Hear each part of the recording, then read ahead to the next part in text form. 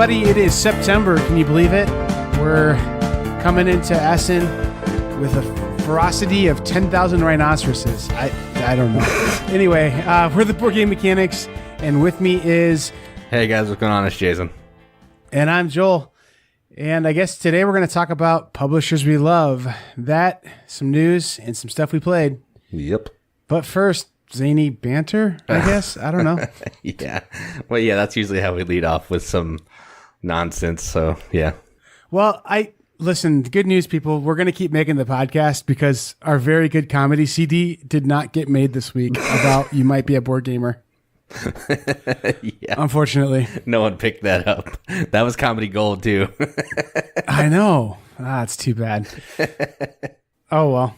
But you know what? Picorni did kind of hassle us about the password, so we got to bring the password back. If you know what the password is, you're a true fan. That's true. Yeah. You're going to get that like chest bump and a peace sign thing from me. Yep. I'll give you the high five that looks kind of like a Black Panther fist or something. Yep. Yes. But it has a BGM gear on it or something, right? I forget what it is. Yeah. Yeah. Yeah. Cool.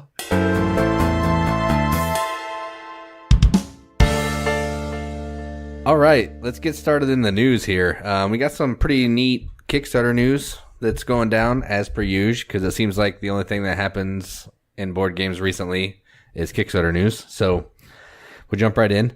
The first game I wanted to talk about is the second edition of Pax Pamir. This is by designer Cole Wehrle. It's on Kickstarter now, and it's going for like $60. Essentially, everybody's working together to rebuild an empire. I believe it's in Afghanistan, but eventually everyone turns against each other because only one person can win. So it's one of those like semi-co-op type deals. And I also think this guy is the designer of Root. I'm pretty sure Cole Wehrle is the designer of Root. That sounds right. This game, I've seen some people at the local shop that are hyped about this game. So I don't know why. I don't know if they played the first edition and thought, oh, it's a great game or what. But when I look at the game, it looks to me like a Mediterranean Twilight Struggle almost. I don't know, like with the card play and stuff. It looks fine. I just don't think I'm going to back this one. Yeah, Heavy Cardboard talks about it a lot. So, I mean, they'd like Cole as a designer. So maybe the people at your gaming shop are fans of Heavy Cardboard. Could be. I kind of doubt it because they love the number 9 there. Like, that's all they play. Oh. So yeah, not a lot of that on Heavy Cardboard.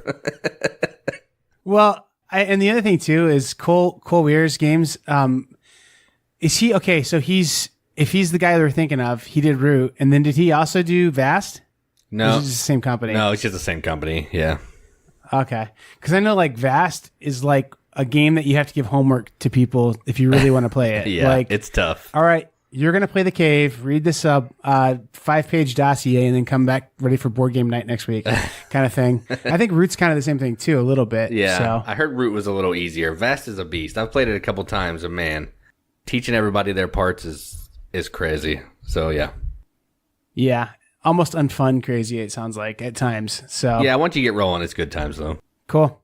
All right. The next game I wanted to talk about is one that we recently did a review video for, and that is Microbrew by One Free Elephant. It's on Kickstarter now, and it's super cheap. I think it's going for like $22. Wow. Yeah, it's just an Altoids tin with some bits and pieces in there, and you get a whole game for 2 players, which is pretty neat. So it's a good game. I highly recommend if you're into interesting mechanisms in small packages, check this out. Yeah, I dig it, and everybody I played it with had a good time. $22 shipped? I'm not sure if that includes shipping because it's coming from the UK, so it probably doesn't include shipping. And I don't know who Nigel is, but we had some interactions with him. Seems like a really cool guy. So I love Brewcrafters. It's in my top 20 games probably. And so I'm really tempted to give this one a hard look. And the price is right. So I say check it out. Yeah, I'll bring the one I have to the next BGM con and you can play it. Sweet. That's good. Sounds cool. Yeah, and like Jason, your review's up. I did take a look at that, and you did a nice job with it. So, not trying to drive people from this podcast because you guys are the bread and butter of this thing. This is where we make all the money. Is at the With the podcast, we get all the cash coming in from this thing. So all those dimes and quarters. If you guys can figure out how to monetize this thing, we'd love to hear it. Yeah, that's another conversation for another day, probably. I'm willing to sell Jason's flesh. Like, he will get tattoos of people's names, like Patreons and stuff. I got a special spot for Picorni. Wow. I didn't say it was a bad spot. Like, come on now. In my mind, I sometimes think of like this podcast actually becoming more legit in the future, and people listening to it in the future, like, and we're still talking about Picorni, and Picorni is like just one of like hundreds of people that listen to this show at that point. And I mean, like, I'm not going to drop the Picorni thing. Like, he's definitely there. And Richard, you are too. You're in our hearts too. It just, your meme game's a little off lately, bud. You got to get it back going. So yeah, anyway, he'll show up. He's like, he comes in like a thief in the night when you least expect it. Spurts. He's a burster. Yeah. All right. Moving on to some more news. The next game I wanted to talk about is called Nanty Narking. It's by Martin Wallace, and it's a reprint of Discworld Ank Mor Pork. So they went from one crazy name to an even crazier name, I think. Right. And I don't really know much about this game. You may, but I thought it was interesting that they're remaking that game, though. Well, I know that it's a Terry Pratchett book, I think is the name of the guy. Pratchett, yeah. And he passed away, and his estate won't reissue that license. So that's why they're doing a different name, at least, if not theme. So it looks really cool, and I definitely have heard different things about Discworld that are really positive. But that said, this is $77 plus another $30 shipping or so. So I don't know, man. It's tough to want to jump on this one personally, but I think it looks really good. And I'm not a huge Martin Wallace fan. If I were a huge Martin Wallace fan, I'd probably be even more apt to jump on this. But I think I'm going to pass at that price point, unfortunately. I think the theme of this is actually Charles Dickens, I thought. That's where the Nanty Narking thing came from, was a Charles Dickens book. Yeah, it looks Dickensian. Like the art all looks like Victorian era England or something. So it looks really cool. Like the production on it is really top notch, and it's the same guys who did that U-boat game too. Oh, really? Which seemed like it had really awesome production as well, and it was kind of unique in its gameplay. So I don't know. It looks really cool. It's really highly funded, pretty great looking. But if I didn't slaughter my board gaming budget for 2018 by like 250% already, I probably would be interested. Just gotta put stuff on the Christmas list for Mom, you know. So yeah. Speaking of Martin Wallace, I actually picked up my first Martin Wallace game. Yeah, I got the first edition of London. Oh, that's cool, man. Yeah, so I'm pretty pumped about that. I wanted London because it has the board, and the second edition doesn't have the board, so I got the first one. I think there's a handful of Wallace games that you and I both like or are interested in. Studying Emeralds is the one that I'm like, oh yeah, drooling over, but it's not around me anywhere, and I don't want to get there's one edition that is better than the other, and I want to say it's the second edition does some stuff that's kind of goofy, and the first one's better on that one, maybe. Yeah, maybe I have that backwards. No, I want the first edition too. It looks a little slicker. Yeah. So anyway, I like Via Nebula, and then I just got a copy of Brass. So he's a great designer, and this game's probably great, but it's just that price point. So yeah, that's crazy. I mean, we're pulling down stacks on stacks with this podcast, like we talked about earlier, but it's just it's just hard to want to drop some stacks on that. So yeah, I'm with you. All right, so that's all the news I got. I don't know if you have anything you want to add. Oh, Jason, don't even try. You see it on the notes. Yeah, I was trying to breeze over it. I just think it needs a mention because it's like shooting up the all-time most funded brand in Kickstarter history. Yeah, it is. Unstable Unicorns. They have one that's out right now. It's not our jam, bro, but I mean, like, it's definitely a mover and shaker. And this is the Command and Control or something. But it's super highly funded. If that's your thing, if you're into silly little games like Exploding Kittens and stuff, it looks like it might be right up your alley. The other one too, Jason, I just happened to luck into this one. The Jasper board game table launches in 5 days. So from us recording this on Tuesday, before you listen to this, that means it's launching like Saturday or something. It's from boardgametables.com. It's the Jasper gaming table. Check it out. I think it looks like it's going to be an absolute winner because these are the guys who did this last one. I forget what the name of the last table they did was, like the Shelley or something. And it was an insane value. And this one's no different. This one's $599 for the complete board gaming table. Wow. Which is an insane value. Yeah. I mean, like insane for a solid wood table. And then you can add a dining room table, topper and cup holders to it for a little more money than that. So, just an insanely good deal, I think, because some of the table toppers out there, people are charging like around $500-600 for those. Plus, like shipping and stuff can be really exorbitant on that. So if I remember right, on the Kickstarter, you get a really good deal in the shipping as well. So, and I have a local guy who has one of these tables. He said it was awesome and it was perfect and packaged well. So I would say go check that out. If you're even remotely in the market for a gaming table, check out the Jasper gaming table. So I think the Duchess was the precursor, actually, is what it was called. Yeah, that sounds right. Yeah. It's coming out though this week, probably in a couple days if you're hearing this on Friday. Sweet. Yeah, that was fun news for you, I bet, Jason, because it actually was news for you, right? Yeah, I saw some other table, but I didn't see that one. $599 is a pretty good deal. I mean, like that's what a dining room table costs. You know what I mean? Oh yeah, for sure. Yeah. So I'm definitely very interested in this. We'll see if my wife's interested or not. I'm sure she's not going to be as interested as you. No, probably not. Actually, I could probably sell her on it. So, like, you've been to my house. Yeah. Like, I basically control this big dining room with my stereo and my board game collection. And I told her I would get a dedicated gaming room and move it into, like, our 3-season room out. And, like, we have this kind of cool pine 3-season room. And I said, I'll take that room and build some shelves in there and have a permanent gaming table. And she's like, done, if I can have my dining room back. So maybe I can pitch this that way. I don't know. It'd be pretty sweet, though. Yeah. Go for it. All right. So that was it. That was something that made sense to one person, and I'm glad I said it. Yeah.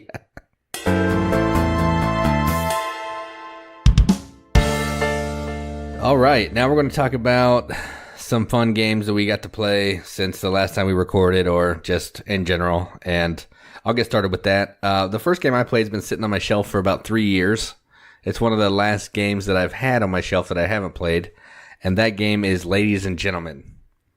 This is a party game, sort of, where there's teams. So you have teams of two people. There's a female player and a male player. They don't have to necessarily be female or male, but there's a lady character and a male character. And the men are going to work during the day to earn money, and the women are going shopping during the day to find some dresses and some like jewelry that they want to wear. And then in the evening, they pass the cards to the gentleman, and the gentlemen have to approve the purchases. And if they don't have enough money, they say, sorry, woman, but I cannot buy this for you. And so on, you get in character. Or they can put it in like a old-timey layaway program and slide the lady over some money. And basically, it's going to take place over 6 rounds, and the lady's trying to have the most elegance points at the end of the 6 rounds, and whoever has the most elegance points is the winner. This game is so stupid, but I love it. If I remember right, it's like you play as like basically a stock trader as the man, right? Yeah, pretty much. Pretty cool game though. And like every time I've played it, which is I think twice, I played as a lady and the ladies played as gentlemen. And it sounds super sexist when you're describing it, but it's really, just kind of describing Victorian society kind of thing. You know what I mean? Like, I don't know. Like, and it's tongue in cheek very much, like the art style and everything like that. Like, this isn't a know your place women game or something like that, you know? No, it's just a silly. It's just fun. Yeah. And like after I played it as the gentleman, I wanted to go play the lady side because I wanted to see how different it was. Because the guys just kind of play like a real time flipping game, sort of. And it didn't seem like it wasn't a great game, but the 2 parts going together was amazing. So yeah, I like this game a lot. Yeah, it's a cool game. It's treading dangerously turns into traderingly, I think, in my mind, into Ameritrash for you, Jason. I mean, seriously, this is like, I don't know, man. There's no workers you place. There's no like pre-planning or meaningful choices almost. Yeah. There's just a lot of instincts and fun. So I don't know. I'm glad you enjoyed it because it doesn't seem like if I had to guess what you would think about it, I would have guessed maybe. So, but it's cool. Yeah, I mean, I can see what you're saying, but essentially at the end of the day, it's contract fulfillment. So that's how I keep it Euro in my head. I'm flipping tokens and completing contracts. So yeah. And you like to get silly too, some games sometimes. Like you don't mind a little silly game sometimes. Sometimes it's all right. This my guessing what you think of a game reminds me of my favorite YouTube series, which is called Stuff I Bought at Sheets. I'm going to give them a plug because, man, it's awesome. So go watch that. And Jason, if you watch it, we'll talk about it off air sometime. But all right. It's just really funny because the guy, it's a quiz show review show where he has to guess what the other person thinks of like the donut he's eating. It's really funny. I don't know. That is pretty funny. Well, so I'm trying to remember. I didn't talk about gizmos last week, I don't think, but I had it written down to talk about it, and I did an Audible and did Downforce instead, I think. Maybe. Yeah, I don't know. So this game was in at my local shop, and I had a little acquisition disorder kind of tickling my insides. This game's pretty cheap. So, I mean, like, I was able to get this fairly cheap and support the local shop. I got this and another one that is amazing that's going to go in the Hall of Fame at some point, Dice Forge, but this is the one I'm talking about this week, is Gizmos. It's awesome. It's basically a machine builder, engine builder, where you use marbles as your currency of different colors. And then like basically it's like you're building a Rube Goldberg machine with these cards. And like you're trying to get like a bunch of different mechanisms to trigger in a chain reaction. So that way you can get like extra free actions basically and cycle these marbles as fast as you can. And it's really a race to get the most cards down, but some cards are worth more points. But generally speaking, if you can get all the cards down first in your machine, you're probably going to win because you're going really fast, getting a lot of actions done. Just really neat. So, I mean, like it kind of relates to Race for the Galaxy and stuff like that, where there's like 5 phases that you can pick. You can pick, file where you take a card and like kind of put it away for later. You can build a card, which is where you pay the cost for it and put it into your machinery. You can draw blindly these marbles out of this bin on the top, or you can pick specific colors. And each one of them triggers some kind of chain reaction. So like when you pick a marble, sometimes like there's like if you pick a blue marble, you get to blindly draw a marble from the bin, or like different like just little things like that happen. That you're just building an engine, and it's as smooth and cool and light of an engine builder as I've ever played. And it's got pretty cool little art, pretty airy art. A really good game. I really, really like it, and I think it would be my go-to engine building type game for people. Just barely a gateway plus heaviness, but just a lot of fun for everybody who plays. Real quick to learn. I think probably an 8 or 9 year old could learn it, but it would be one of those games that like I've played a lot of games and I think I want to play it more and master it. So just kind of neat where the spectrum of play is for it. Gizmos. Yeah, I kind of want to play that one. I've heard it was a pretty cool engine building game in the vein of like Splendor heaviness. So yeah, I want to check it out. Yeah, Splendor heaviness is about right. But you need to learn a few symbols and stuff. And like in Splendor, basically you fulfill things and then you get like a permanent diamond or ruby or whatever in front of you. Right. On this one, it's like you get additional. So like, for example, if I took like the file action, well, sometimes I have cards that go in my file column that say like, if you file or build a card from a file, then you get to draw 2 extra marbles or whatever. And like those marbles pay for everything. They're like energy units or whatever. So it's just really neat how it all goes together. That's cool. Yeah, I'll have to check that out sometime. I would suggest it. All right, so the next game I played is an Old Days of Wonder game that most people don't like, but I'm going to buck the trend, and I like it a lot. And that game is Cargo Noir. So this is a game where you take bidding, and you're going to slow it down a little bit. So you're going to take place over 10 or 11 rounds, depending on the player, and you're going to put your boats out on this map to try to collect tiles. So at its heart, it's a bidding and set collection game. So you're putting boats with some money out on these certain ports to try to collect these tiles. And then, so that's your turn. You put boats out, and then someone else will come around and they can outbid you. If they outbid you, you have to decide to either take your boats back and all your coins or put more coins on top. But the more times you get in a bidding war, the more rounds you're missing out on actually collecting goods. So it's kind of a give and take. Do I want to keep battling or do I want to just move and go somewhere else? I liked it, and it played in like 35 minutes with 4 people. It flew by. The artwork's gorgeous. The little chunky boats are cool. And I love set collection. So, yeah, Cargo Noir is a win for me. Yeah, I'm glad you like it. I mean, like, this is one that I haven't picked up. there's basically like 3 Days of Wonder games that I don't own. At one point, I loved Days of Wonder games so much that I kind of collected them. And so every year I know that they have a big box game that's going to come out, and I get it from my mom for Christmas. Like, it's just kind of a thing that happens. And so, I mean, it was Yamatai last year, I think, right? And Rails and Sails and Five Tribes. And I'm just trying to remember all the games. And then, of course, there's like a edition of Ticket to Ride that comes out every year too. But I'm not quite up on all the Ticket to Rides. I have like 4 or 5 though. But anyway, to my point, this one and Cleopatra and the Order of Architects or whatever it's called, and the original Coliseum, I think are the only Days of Wonder games that are like from their more modern line of that size box games that I don't have. And so this one, I've heard people, I've wanted so bad to like this game because the theme on it is super cool and like the art is super cool. And I just love the idea of the game. But I've seen so many people just say, it's not too great. And so hearing you have a contrary opinion, I mean, like, you're not a game snob by any means. So, I mean, like, and I don't think I am really either. But I mean, at the same time, like, you definitely will say a game's not good if it's not good. So if you're endorsing it, I'm sure that it's at least a complete game and something worth playing. So I may have to check this out and see if there's a copy in the secondary markets worth owning. Oh, Mystery Express. I don't have that one either. Oh, yeah. So anyway, this one's still affordable though. So that's why I need to look around for this one probably before it becomes not affordable. And now you giving it an endorsement. I mean, this airs on Friday. So I'm guessing that the copies of Cargo Noir are going to be to the moon. So I got to go buy one of those before this thing drops publicly. So yeah, I mean, granted, there are other games that are better than this. I understand that. But for what this game is and what it's trying to do, introductory set collection and bidding, I think it does it excellent. So yeah, I like it. It's got a really cool look to it too, like for sure. Yeah, it really does. Cool. I got a chance to play Paper Tales on Saturday. I got it. I got the hang of the game pretty quickly. Adverbs are important to use correctly.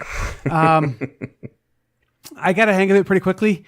The people I was playing with didn't. So it's supposed to be a little like lightweight, quick card drafting game where you're basically putting guys out into your village and then using them to build buildings that kind of are like a more permanent thing. But then also you do like warfare every turn. So everyone has like a combat rating as well. So your front row of cards is kind of your guys who are doing combat. The back row are kind of like your workers and stuff. And basically you just keep using these symbols to try and build up things over time. And it's a drafting game. You pass the cards around the table and you draft cards. And it plays really quickly. There's only 4 rounds of play. You're picking 5 cards, putting them down in front of you, resolving all the effects, doing the warfare, doing production in an income phase. And I mean, it's just real quick, real light kind of filler type game. I would say I'm going to give this one after one play, and it was kind of slow. I wish it was like a little faster. So I'm guessing most of the time it will be faster, but it'd be like a 2 3/4 inches out of 5. I'd play it again, but I'm not going to own it.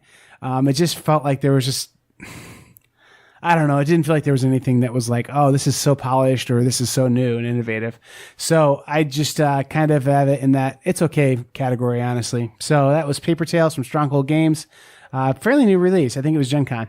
How does it compare to Seven Wonders? Is it better? Yeah. I mean, Seven Wonders was awesome in 2012 because it was like, hey, that game Fairy Tale I've heard so much about. Like, here's a chance to play it in a civilization building, but completely abstracted way. This one, I think, has more to it in the richness of the gameplay, but less to it in how, like, when you play Seven Wonders, there's just so many symbols you have to keep track of and like understand different victory conditions and combat and all that stuff that it feels muddy sometimes. This one doesn't feel as muddy, but it doesn't have, I don't know. They're different, but this one I would rather play than Seven Wonders for sure. That said, I've played Seven Wonders probably 50 times. This one I played once. So after 50 plays, who knows? Interesting. Yeah, I don't really know anything about this game. I just know it's drafting, and drafting is not one of my favorite mechanisms, so I kind of didn't look into it too much. Yeah, I think my drafting game, my number 1A drafting game, and it's still the best one, and it's not even close to me, is Bunny Kingdom. I really like that game. It does everything drafting in a just real quick and easy way. And it's just fun and fast and just a cool game. And this one definitely doesn't touch Bunny Kingdom for me. But it's not bad. And if somebody owned it, I'm not going to scoff at you. The only other thing I would mention about this is that, like, it's all a stack of cards. Like, the whole thing is just a stack of cards. So, like, honestly, they could have put this out in like an Uno size box and charged like $17 and it would have been a huge hit. But instead they put it into like a much bigger box and are charging full game price for it. So, I mean, like, I don't know. I just don't feel like you get a lot of game for the money. And so the only reason why I can think they put it in that size of a box is because I feel like maybe they're planning on a bunch of expansions and stuff. And it definitely feels like there's room for expansions. In fact, there are a few cards that, like, the way how things are worded on them or the way how the symbols are played out, it's like that doesn't make any sense in the game in its current state. So I don't know. This could be one that gets more complete as some expansions come out and stuff. But if you love drafting and you can't get enough of it, I would say go for it. If you're okay with drafting, it's fine. And if you're Jason, don't buy it.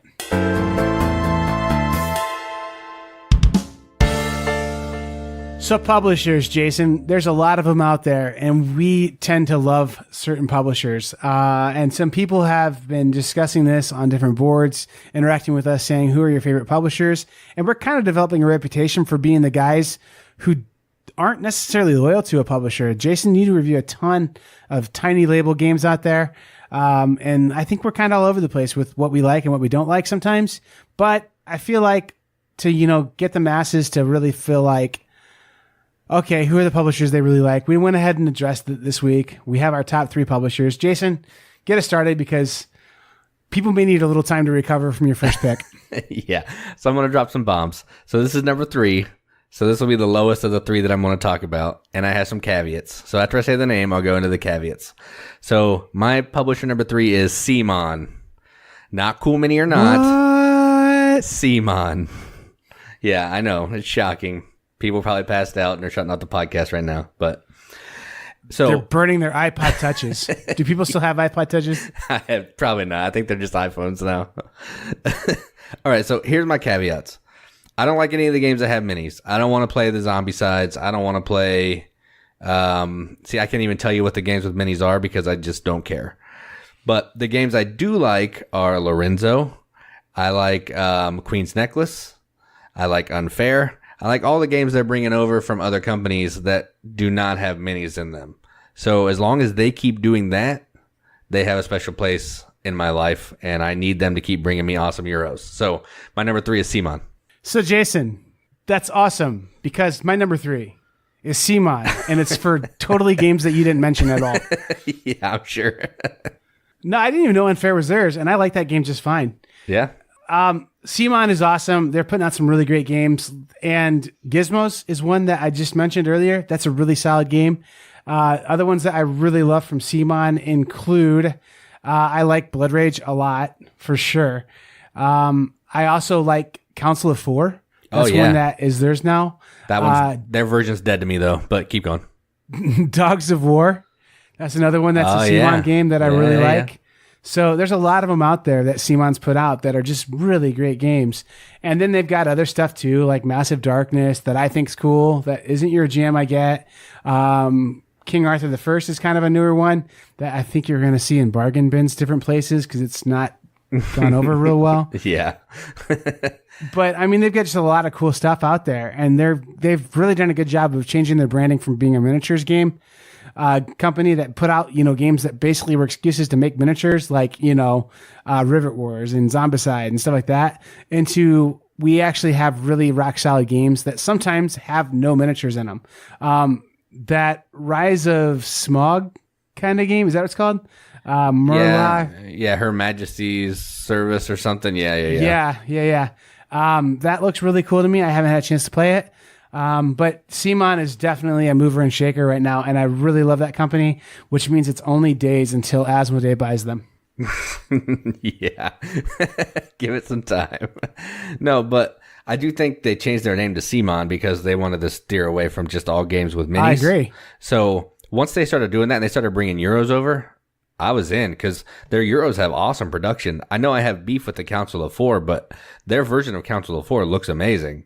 Yep. It does have minis in it, though, but they're just there. They could be cubes or whatever, but But that's one that I'm really hot on getting. And here's a pro tip for people who like CMON.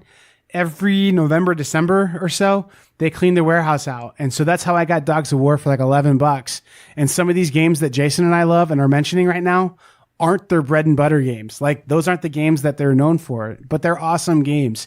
So check out their sale and find some incredible buys. These are the kinds of pro tips you only get from the premiere episodes of the Board Game Mechanics. So yep. Stay tuned. Maybe we'll have more. Probably not. Yeah. All right. So we mentioned this publisher a little bit earlier, and my number 2 publisher is Days of Wonder. I had to include them on the list because I have a pile of their games: Mystery of the Abbey, Five Tribes, Yamatai, Cargo Noir, Small World, just so many. I've played, I have Ticket to Ride 2. I can't forget that. And they just do great production. The games are usually pretty rock solid. And yeah, they're good at what they do. So Days of Wonder is my number 2. Yeah, actually, before I looked at the list, you had your games in. I was going to put Days of Wonder on my list too. I was like, we can't have all the same companies. So I changed it up a little bit, but I love Days of Wonder too. And the thing about Days of Wonder is if you're brand new to board gaming, you don't know this. But if you've been around for a while, you do know this. Their production quality was like a step above everyone else for a long time. And so now when you buy a board game, if it's not at least Days of Wonder quality components in there, you feel like you got shortchanged. But for a long time, it was like, go play a copy of Puerto Rico. That's what the other games out in the world were like. And like, then look at, what Days of Wonder was doing at the same time. And here's the other thing too about Days of Wonder. Can you name just a truly bad Days of Wonder game? You can't, because there isn't one that's just horrible. Honestly. Right. People may not like some of them, but they're still not bad. They're good game mechanisms. They're just, some of them are clearly better than others, though. But yes. I would say Cargo Noir and Mystery Express are their 2 most panned games. Right. And those games both, aren't terrible. You played Cargo Noir and said it's fine. Yeah. Mystery Express is fine. It's not setting the world on fire or anything, but it's perfectly good. Right. Mystery of the Abbey is a game that's really good, and it's so much better than Clue. Oh, so much better. And it's a really, really great game. But it's one that nobody talks about anymore, even, and it's just a good game. Yeah. So Days of Wonder is an excellent pick, Jason. All right, Jason, number 2. I kind of feel like when you saw this one on my list, you were like, he got me. He has a good one there. Yeah, it is a good one. You're right. Stonemaier games. They're kind of like the same thing as what you said about Days of Wonder. I think I own all but 1, maybe 2 now Stonemaier games. I probably won't own the new, Mad King's game from them either, but their games are all just really great. And I know that they have kind of some common thread mechanics when Jamie's involved. Like you can tell it's a Jamie game when you buy one, but his designs are good. I like his designs a lot. And again, the art and production value on these games are all really excellent, and the pricing is pretty great. And I don't know of any other company that does a better job with expansions than Stonemaier. Like, their games are fine when they first come out, but then these expansions bump into them, and it makes them just like, oh, okay, this game's like 5 times better now. We saw that with Side to a degree. We definitely saw that with Viticulture, and I'm hoping we see that with Euphoria when the next stack of cards comes out, which I haven't seen anything about, and it was supposed to be out previous to this, but I don't know. We'll see. Yeah, I'm sure he'll just drop it sometime. It's probably already being play tested with some weird name like Funky Chicken or Train Kept a Rollin' or something like that. That's how he likes to roll with his playtest games. Yep. Yeah, you're right. And he's actually kind of cool. He actually, I think they get some of the best playtests because he actually pays playtesters. Most of the time, playtesters, you get to be a playtester because of bragging rights and the promise of a game someday. He actually pays people and requires really high levels of reporting back to them. So that's why I think the games come out so abruptly and so polished, is because these people have to fill a really serious non-disclosure agreement out and are really giving great feedback. So another reason why this company's good. Yeah, that's cool. I would agree. I don't know how they do that, but they must do something right because all their games are pretty slick. All right, so the next game I'm going to talk about, which I made my number 1. I guess my numbers really don't matter, but my number 1 game that I'm going to talk about is Gray Fox.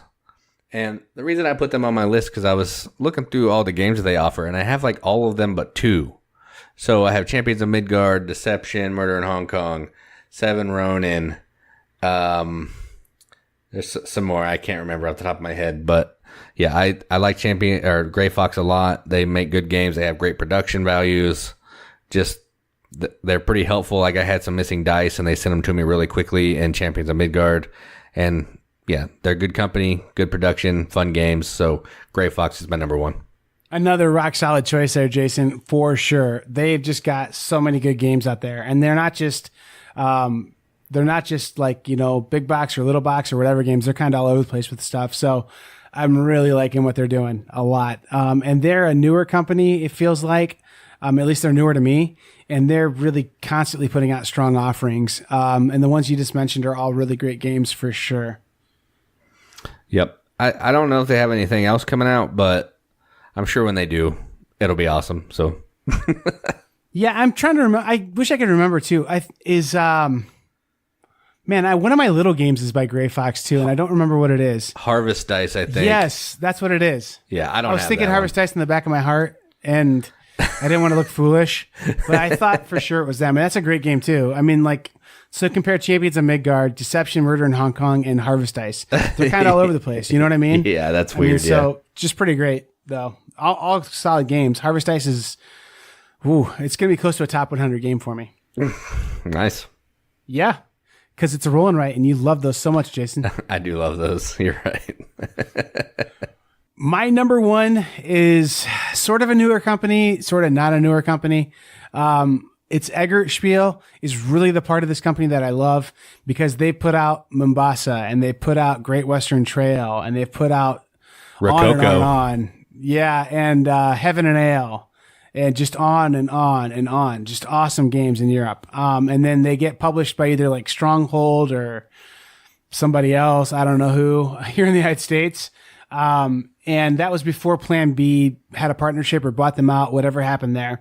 So now Plan B, Next Level Games, I guess, or whatever you want to call it, all those guys together have made one really great company. And so they have the heavy wing, which has stuff like Great Western Trail, has stuff, you know, like Mombasa. And then they've got the lighter stuff like Azul and Reef and stuff like that, which I think that's technically Next Level Games, those 4-letter word games, but still under the same umbrella, kind of.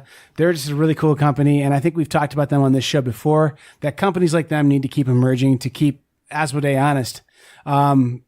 Keep them on their toes. So anyway, Eggert Spiel in particular, but also just kind of the whole umbrella there that is all the partners in that company together. Oh yeah, I like Eggert Spiel a lot.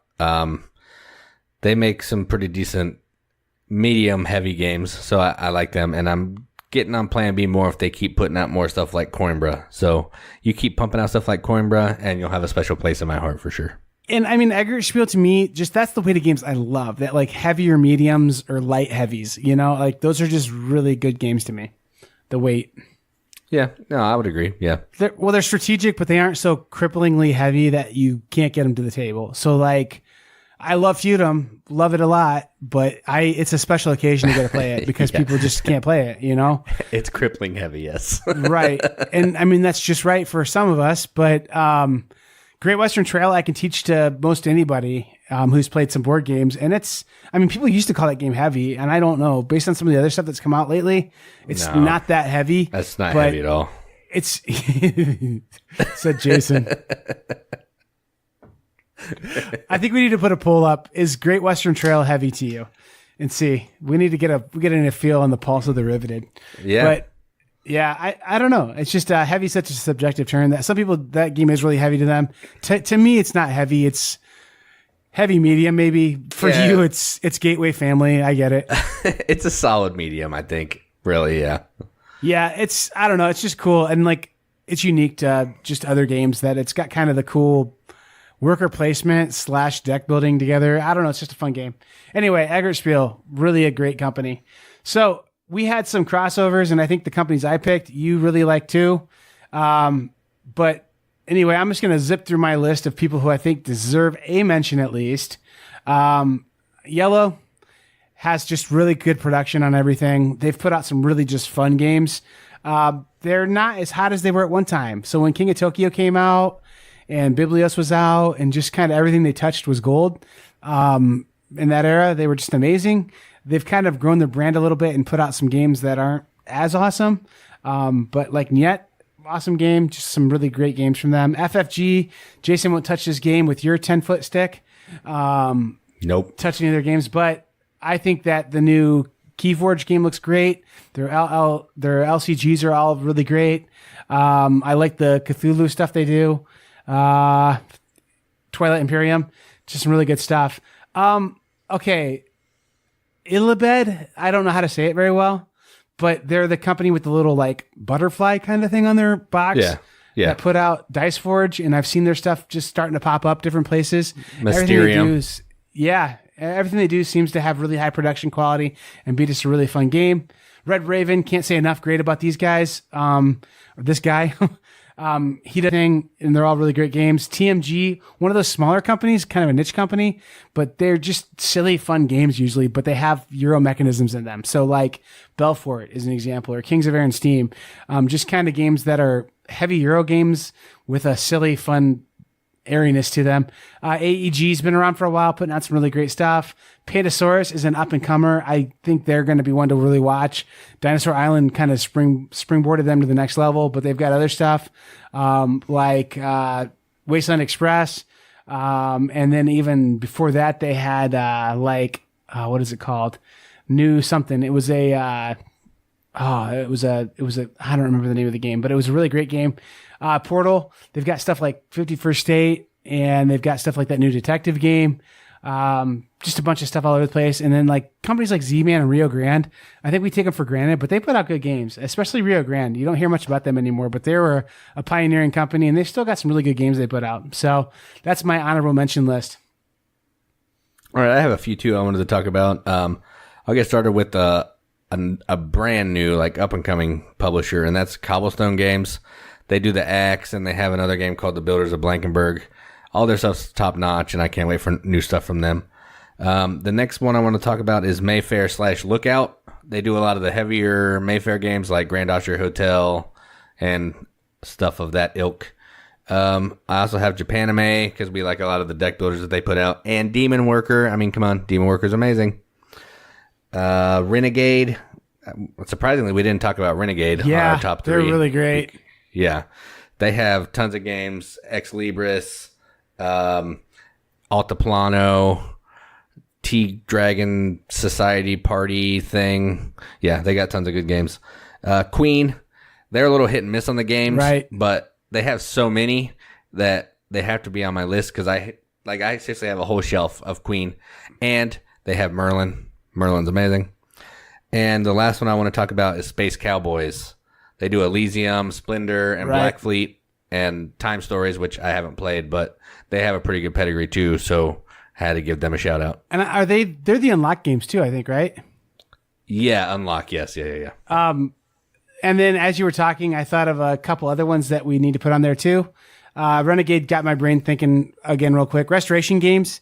They're putting out some really cool stuff. Downforce is awesome. I really want to play Indulgence. I haven't had a chance to play that one yet. And there's no reason. It's in print right now. I need to get a copy.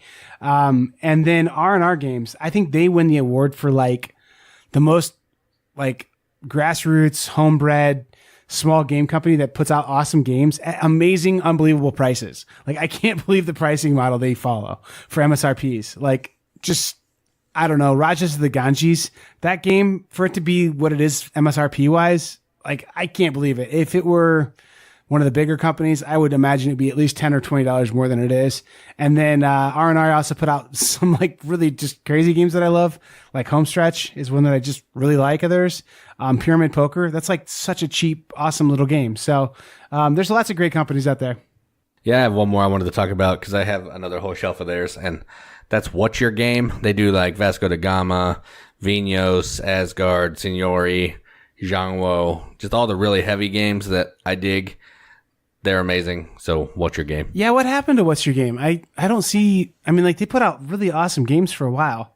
Yeah, they're doing a second edition of Madeira and Zhangwo, so I think they're still around. They're just going slow, I guess. That's fine. Keep doing it. Yep. And so I guess this is an important list for us to make and talk about, even though both of us had some Asmodee properties in our list. A lot of them, actually. I think that the majority were not.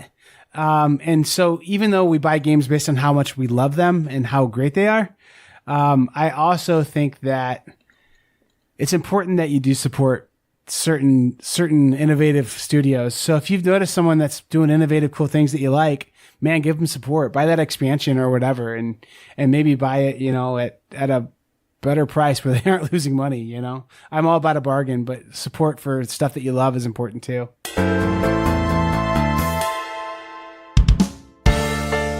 Awesome. Well, that's about it, man. I think the Zany was a little low on this one, Jason. Yeah, I think it was the long weekend, maybe. Yeah. Yeah. All right. Is it time for special confessions? Can I do that at the 50-minute mark? Sure. We can do whatever we want. I resubscribed to World of Warcraft, Jason. Ugh. I know. So check me into rehab, I guess, or something. I don't know. Yeah. Try to make you go to rehab, but you say no. No. And then I say the expansion's so good. Oh, man. Well, anyway, have a great weekend, everybody. And as Jason's trying to get us to start saying, and I think we do say sometimes, keep gaming. Yep. Keep going.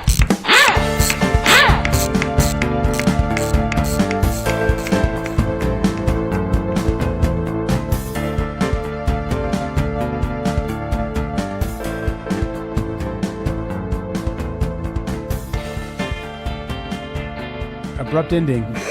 Our signature abrupt ending. Yeah, we're so good at those.